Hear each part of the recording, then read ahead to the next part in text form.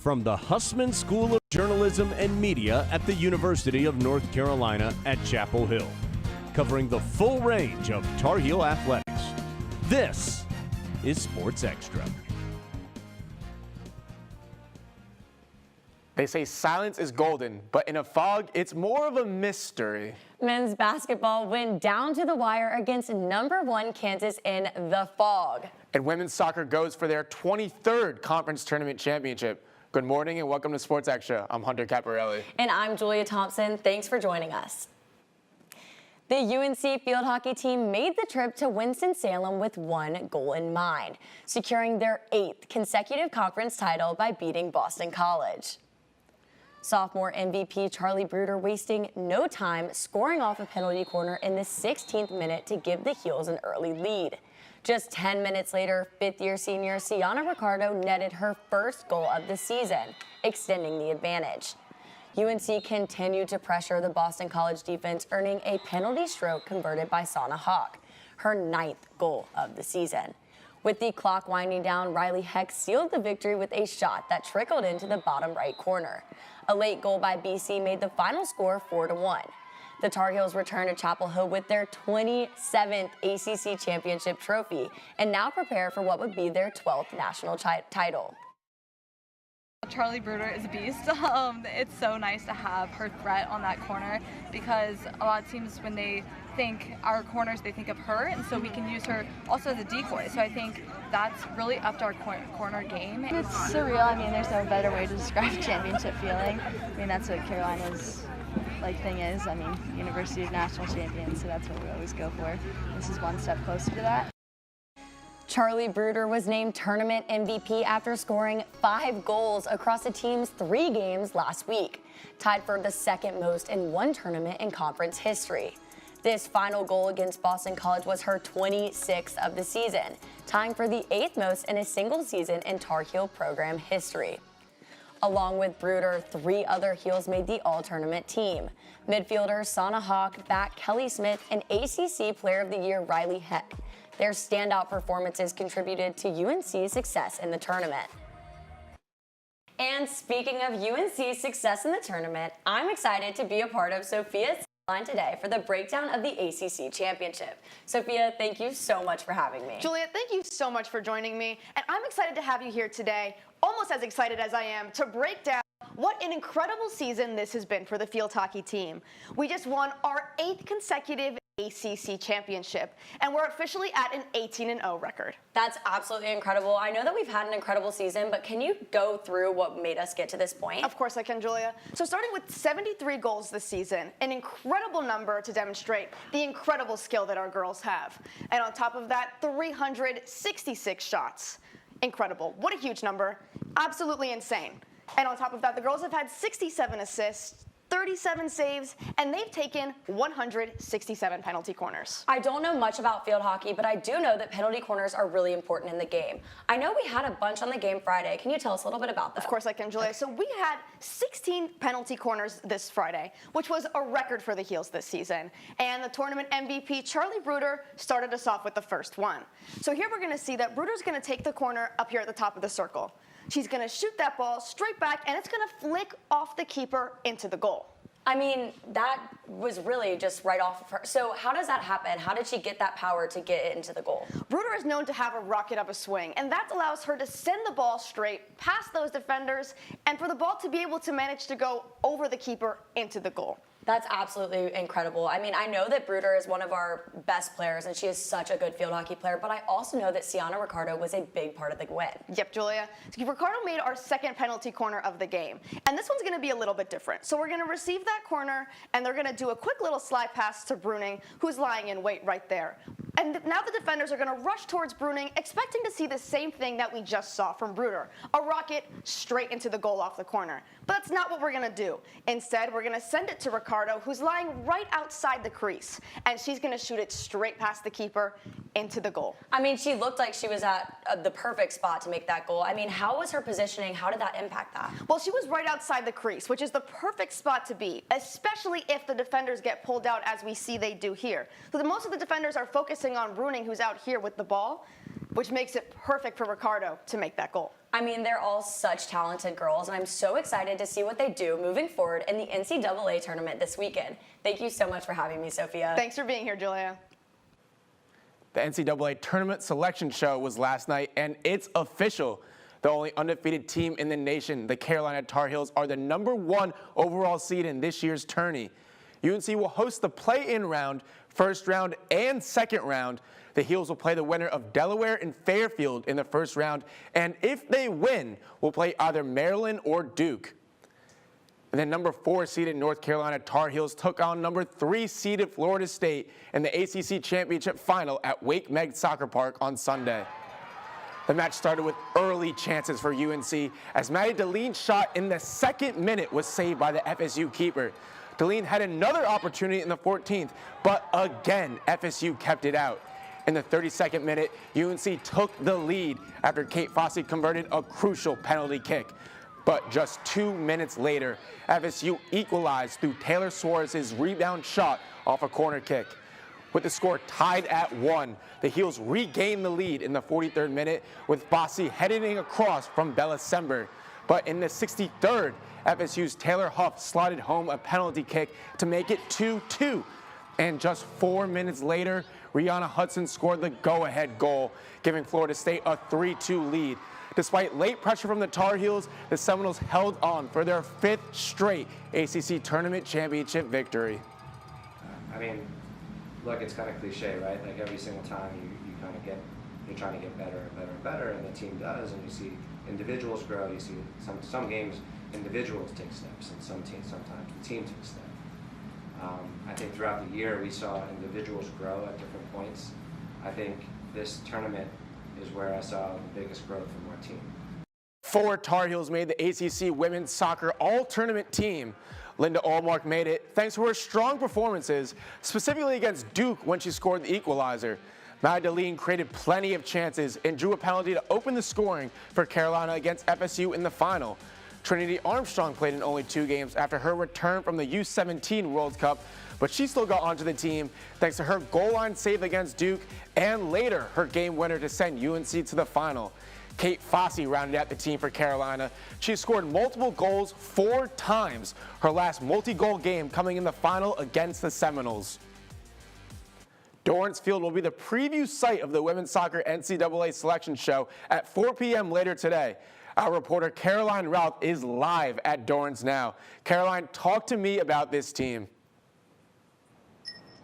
Hunter, that is absolutely right. I am here at Dorrance, and behind me is the facility where the women's soccer team is awaiting their fate in the NCAA tournament. Now, as you mentioned, they just fell to FSU yesterday, and with that, I think the team will likely be looking at a 2 or 3 seed as opposed to a 1 seed. But you know what? I don't mind that, because this is a team that is full of grit. They are full of resilience, and that has defined the team the entire year. They're a team that knows how to lose and pick themselves up and keep going. During the regular season, the team fell to the Blue Devils. They were swept for the regular season for the first time in program history. But when the ACC tournament rolled around and the 2 teams went head-to-head, the Heels didn't fold. They didn't give in. Instead, they knocked out #1 and won the game. Now, this is a team that knows how to lose and knows how to get back up again. The NCAA tournament will be a fresh start for them and a chance for them to show how their grittiness and their resilience can pay off. Back to you, Hunter. Thanks, Caroline. We'll keep our eyes peeled for the postseason at 4. On Friday night, #9 Carolina took on #1 Kansas in a blue blood matchup at Allen Fieldhouse. The Tar Heels were very sloppy in the first half, trailing by as many as 20 points. Kansas dominated in the paint and forced Carolina into foul trouble, ending the half up 53-38. In the second, the Tar Heels came out different, determined to chip away at the Jayhawks' lead, going on a 10-4 run led by Seth Trimble and RJ Davis. With less than 9 minutes left, Jalen Withers drained his second three-pointer, pulling UNC with 2. Right after he scored again, putting the Heels up 80-79. But in the closing minutes, Kansas tightened their defense, holding Carolina scoreless in the last 2 minutes. Although the Heels put up a fight, the Jayhawks were victorious, winning 92-89. I was telling the team during the first half, told them at halftime that things can change and things can change quickly if our will and our want to and our desire and the defensive end raises. Our men's basketball analyst Spencer Haskell joins us now with more about Friday night's defeat. Spencer. Thanks, Julia. One of the biggest questions coming into the season for Carolina was who's going to step up and replace Armando Bacot as that anchor and rim protector in the middle. And after Friday night, that question became even more apparent. The Heels surrendered 50 points in the paint on Friday night to Kansas. Now, granted, Hunter Dickinson is probably one of the best big men in the entire country and probably the best that Carolina is going to see all year. But the point still stands. Kansas realized Carolina's weakness in the paint early on, and they utilized it all night to take down the Heels. Let's take a look. Now, after a good start, the Heels find themselves up 3 until out of the under 16 timeout, Kansas runs this play to Dickinson. What they're going to do here is use him to set an off-the-ball screen on Ian Jackson to free up the other Kansas guard. Now, what they're going to do after that is they're going to bring the backside power forward to the ball side elbow. And now look, Carolina has no backside help, and Dickinson has deep post position one-on-one with Van Allen Lubin. And it's an easy bucket and the foul to tie the game and take away Carolina's early lead. Now, Kansas would run the same exact play coming down the stretch, tie game with 1.5 minutes, 2 minutes to go, same thing. Dickinson will set the off-ball screen on Seth Trimble to free up the guard. They'll bring the backside power forward to the ball side elbow, and this time it's Jalen Washington defending Dickinson in the post. Different Tar Heel defender, same result. Easy layup for Dickinson and what would prove to be the game-winning basket for the Jayhawks. Now, I know that we're only 2 games into the season, but somebody is going to have to step up and get stops in the paint this season for Carolina. Julia? Spencer, I know the Heels' comeback fell short, but what positives can we take from Friday night? Julia, Hubert Davis had one message for his team after the game on Friday. He told them, "I hope this gives you a clear picture of how good we can be." And I could not agree more with Coach Davis. This team could have rolled over at halftime down 15 to the #1 team in the country and probably the hardest place to play in all of college basketball. But they came out swinging in the second half, and they put themselves in every position to win this game. And while, yes, they came up just short, games like this are only going to help them come March and come tournament time. Well, I know that all Carolina fans sure hope so. Thanks, Spencer. Number 15, UNC women's basketball is traveling to Greensboro tomorrow to play NC A&T. North Carolina is coming off 2 dominant wins at home against Charleston Southern and UNC Wilmington. Lexi Donarski and Renaya Kelly led the charge against the Seahawks, with Donarski becoming the first Tar Heel to score 20 or more points this season. Despite controlling the game, UNC struggled beyond the arc, shooting only 33%. The Heels will need to clean this department up if they want to continue to see success. And former Tar Heel Drake May got his second win of the NFL season Sunday as the Patriots' starting quarterback. In the matchup with the Bears, May was able to outplay fellow rookie Caleb Williams. He completed 15 of 25 pass attempts for 184 yards and 1 touchdown. May also had 25 on the ground, including a run for 19 yards. This marks his 5th start in the NFL and his team's 3rd win this season, 19-3. This weekend, volleyball had 2 big games against #1 Pitt and #10 SMU. On Friday, the ladies took on Pitt at Fitzgerald Fieldhouse. The Heels started off slowly, reaching only 14 points as Pitt hit 25 in set 1. In the second set, the Heels battled the Panthers but fell again. And in the third set, the Heels were riddled with errors, letting Pitt win the 3rd set in a row, 25-16. This was the first time all season the Heels did not hold a lead at any point in the match. And on Sunday, UNC put up a strong fight against 10th-ranked SMU. The Mustangs took an early lead using kills from outside hitter Maya Tabron, where she swung over Carolina's late block. In the second, scrappy sophomore Sophie Hampton picked up everything on defense, which Mabry Schaffmaster capitalized on by cutting a sharp line from an out-of-system play. Seeing action for only the 4th time this season, Tar Heel Lauren Shutter stepped up with this hanging block and had 6 kills on 7 attempts. Leaving her teammates in disbelief, Hampton was on the net with this lights-out stuff block. The push from the Heels wasn't enough to take the reins on the Mustangs, and Carolina suffered a 3rd straight loss, 3-1. Let's go to Passes with Pryor to learn more about the tough weekend for Tar Heel volleyball. Bethany? Julia, Pitt is the #1 team in the country for a reason. UNC struggled on defense. Our blocks were just slow, and against teams like Pitt, we have to be able to read the set.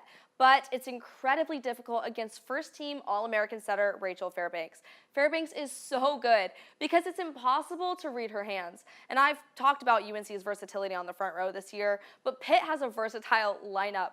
Every single player on the court is used for their attack. Using the back row is very effective, especially against teams like Carolina, where the block is consistently slow. Let's take a look at this play here. We're going to see Mabry Schaffmaster with the serve. Her serve is absolutely incredible, but the libero gets that ball up with ease. She leaves that ball with a dive and gets it right to the setter. Now the setter drops her shoulder right here, which makes it look like she's going to set the outside. We can see Alexis Engelbrett right here cheating towards the outside because she sees the shoulder drop. She looks over to this outside for that hit, but the outside is not going to be set. It's going to be set to the back row. The back row hits that ball, and because Alexis is late, she's able to read the defense, and she doesn't have a block up. So she hits it right to our setter, Zoe Barrett, where she gets a great kill for Pitt. Now this ball is going to be the same, but Pitt's stats speak for themselves. They're the top 3 in every category except digs. When you sweep top 25 teams in the blocking strength that the Pitt has, defense doesn't have work to do. They read the court fast, and they adjust to the opponent's defense very well. Let's look at this play here. They're going to adjust well. Once again, we're going to see the ball is going to go to the setter, and she sets the outside this time. But look at this. Our block isn't even up yet, and the outside is already in the air, ready to swing. Block is not up. She swings right down that line to our setter once again, getting the kill for Pitt. Now, Pitt has only lost 1 game this season, and that was against number 10 SMU. Carolina was able to pick up a set against the Ponies, but still fell short because of late blocks. This is going to be a late block once again. We have to take a note that the setter is on the front row, so that leaves no right side. So that should have our blockers right here cheating towards the outside, but they're cheating towards the right side, and the setter is pushed out even further towards the outside, but Jackie Taylor isn't even pushed towards the outside. She doesn't read that block. She's really slow, and that's a great kill for the Ponies, which gets it right in between Mabry and Maddie May. ACC volleyball has stepped it up this season. There's still 7 teams in the top 25, and Carolina plays number 4 Louisville on Sunday. If they want to win, they have to clean up their game. Bethany, what can the Heels work on going into the weekend? The Heels missed so many serves. I've said this before, but our serve is one of our biggest strengths and weaknesses. Against teams like Pitt and SMU, the serve has to be consistent. As I said earlier, we play number 4 Louisville on Sunday, and if the Heels are going to have to speed up their defense and clean up their serves if they want to win and stay in the top 25. Thanks, Bethany. The number 25 ranked wrestling team traveled to Annapolis, Maryland to face off against the Drexel Dragons and the Navy Midshipmen in a 3-way meet. UNC started the meet strong, winning their first match against Drexel in a shutout fashion, winning 33-0.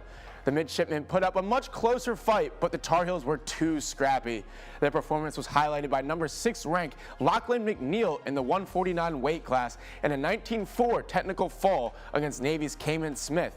The Mercy Rule gave the Heels an early lead and helped solidify their win. The men's tennis team hosted the ITA East Sectional Tournament at the Tuning Tennis Center this weekend. The Tar Heels were undefeated after day 1 and had 5 matches in the final 16.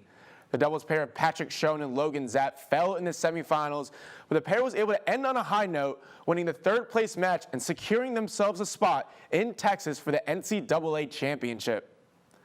3 Tar Heel women's tennis players have clinched spots in the NCAA championships after the ITA Sectionals tournament this weekend. Thea Rabin and Tatum Evans claimed their NCAA doubles bid after their win against Virginia in straight sets on Saturday. Senior Carson Tanguy made history, being the first Tar Heel ever to qualify for the NCAA championship in both singles and doubles 4 times. She clinched the distinction after taking down Virginia's Elaine Travinsky in 3 sets. We're back with 2 amazing options for Play of the Week. And for our first contender, we had to go with the field hockey Heels. Watch as Charlie Bruder receives a corner pass and absolutely drills it into the goal. Even with the goalie's knock, the Heels got the point, putting them on the board ahead of the Eagles. And for our second contender, we have this beautiful header by defender Trinity Armstrong from a corner kick to goal. Head to our Instagram stories to vote for the play that you think deserves to be the winner. We'll announce the winner on Friday. If you've ever found yourself in Kenan Stadium this season, you might have seen Sports Extra alumna Olivia Mundorf on the big screen. Reporter Shannon Horan spoke with Olivia about the various opportunities she's had at UNC. My name is Olivia Mundorf. I am in the second year of the sports admin program, and I'm getting my master's. Olivia is a Husband graduate and hopes to pursue a career in sports broadcasting. As an undergraduate, she was both an analyst and anchor for Sports Extra. And I'm Olivia Mundorf. Thank you for joining us. On Thursday night, the Diamond Heels took on Miami in the first game of a 3-game series. UNC women's soccer is here in the College Cup, making a run at their 23rd national championship. Olivia's work on the show helped her secure a job with the Olympic Broadcasting Services this past summer. Once we got there, we really hit the ground running with different events. I had an incredible time. I mean, I saw 12 total different sports there. It seriously was such a highlight for me. Back in Chapel Hill, Olivia is continuing her work as the in-game host for UNC football. I enjoy being on camera is good for my own experience and getting more comfortable.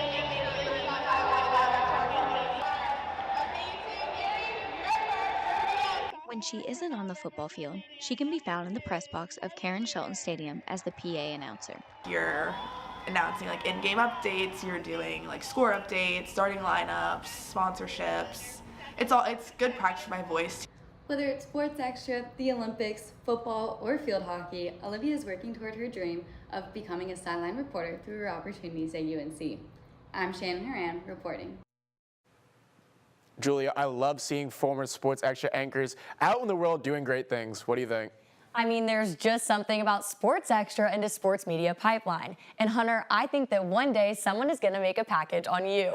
Thanks, Julia. That means a lot. That does it for this edition of Sports Extra. We'll be back on Friday with a preview of another exciting weekend of Carolina athletics.